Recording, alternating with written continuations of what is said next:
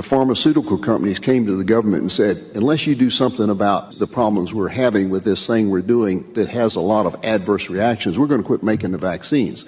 So the government stepped in and created an immunity. Right now, pharmaceutical companies have total immunity for vaccines. They are not responsible for any adverse reactions or death from the vaccines. You get a vaccine and you're on your own. And so that's one of the things we're faced with here is this bold, self-righteous requirement that to protect people and require the vaccine. But no one is recognizing who's going to be responsible for the adverse reactions. And there are adverse reactions.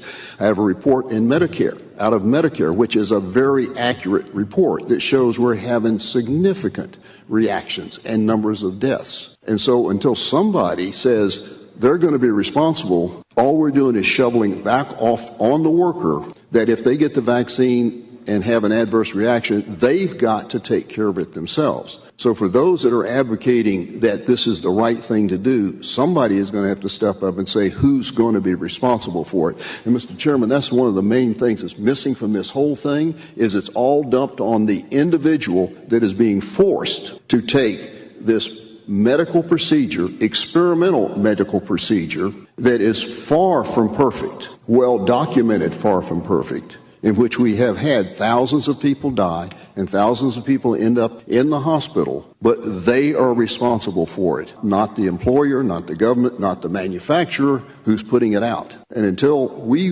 get that solved, Mr. Chairman, I don't think there is any way we should ever allow a mandate in any form that would require someone that has to feed their family to have to take that risk themselves. And I think you would probably agree with me that someone ought to be accepting that risk, and it's probably not something you've even thought about. And I think those businesses, and the hospitals in particular, that are so adamant about forcing people to take a vaccine should be stepping up and to say, take that vaccine and I'll be responsible for you after you've done it. But not one of them have done that.